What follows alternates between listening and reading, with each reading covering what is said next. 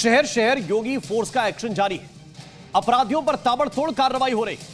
मथुरा में UP police ने 1 लाख के इनामी छेमार गिरोह के सरगना असद को मार गिराया। हालांकि असद के 3 साथी अंधेरे का फायदा उठाकर फरार हो गए। असद पर 4 राज्यों में 36 मुकदमे दर्ज थे, जिसमें लूट, डकैती और हत्या जैसे संगीन मामले भी हैं।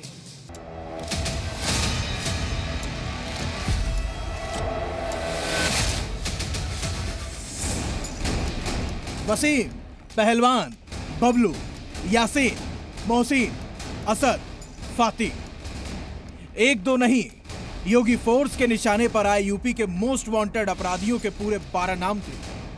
शहर बदलने के साथ ही इसका हुलिया और नाम दोनों ही बदल जाता था।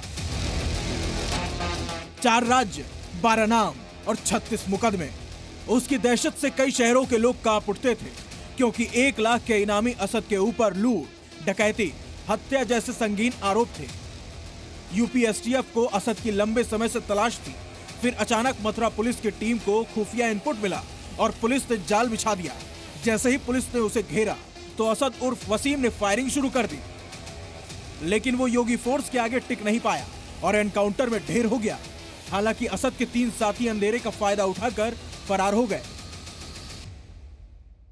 घेराबंदी का पता चलते ही देखते ही उन अपराधियों ने अंधाधुंध पुलिस टीम पे फायरिंग की और आत्मरक्षार्थ जवाबी कार्रवाई में एक अपराधी घायल हुआ, जिसे तत्काल पुलिस टीम द्वारा इलाज हेतु अस्पताल ले जाया गया, जहां उसे मृत घोषित किया गया। शेष अपराधी वहां से फरार हो गए। उनके लिए अभी भी पुलिस टीम कॉम्बिंग कर रही है।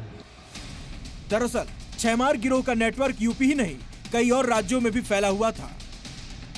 असद छेमार गिरोह का सरगना था। वो हापुड़ के गढ़मुक्तेश्वर का रहने वाला था। 36 से ज्यादा लूट, डकैती और हत्या के केस दर्ज थे।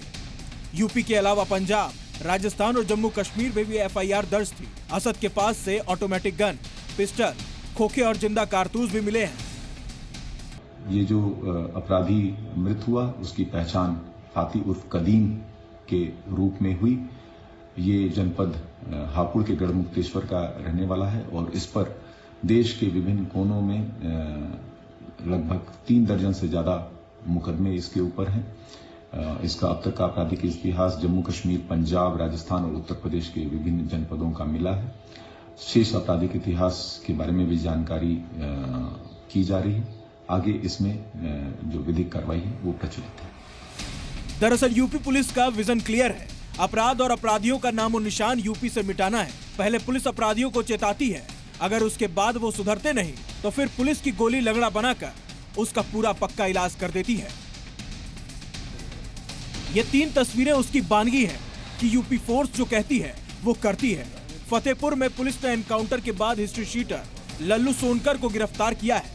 उसके पास से अवैध हथियार, चोरी के उपकरण और बिना नंबर प्लेट की मोटरसाइकिल बरामद हुई है। दूसरी तस्वीर मुजफ्फरनगर की है, जहां पुलिस के साथ हुई मुठभेड़ में शातिर बदमाश साहिल को पुलिस ने लंगड़ा बना दिया, जबकि उसके दूसरे साथी को कॉम्बिंग के बाद गिरफ्तार किया गया। तीसरी तस्वीर ग्रेटर नोएडा के दनकौर इलाके की है, जहां पुलिस और गौ तस्करों के बीच मुठभेड़ हुई, जिसमें एक बदमाश के पैर में गोली लगी, जबकि दूसरा मौके से फरार हो गया।